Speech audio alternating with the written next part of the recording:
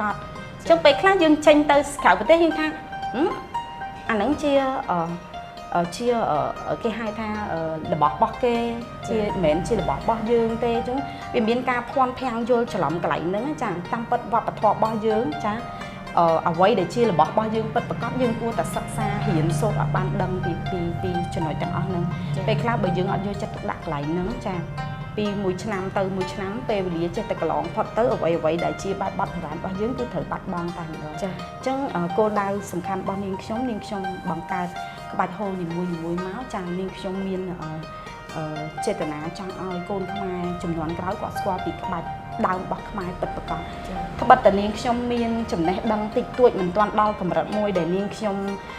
យល់ដឹងពីហូលច្បាស់ប៉ុន្តែអ្វីដែលនាងខ្ញុំព្យាយាមធ្វើមកគឺចេតនាពិតប្រាកដរបស់នាងខ្ញុំគឺចង់អញ្ចឹងចាមួយវិញទៀតតកតងទៅនឹងចង់ឲ្យថាតាលោកស្រីចង់ឲ្យអតិថិជនឬក៏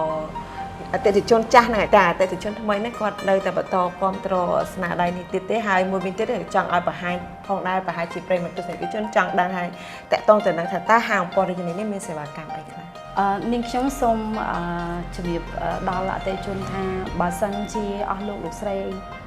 លោកជំទាវឯកឧត្តមដែលគាត់ត្រូវការសម្លៀកបំពាក់ដែលជា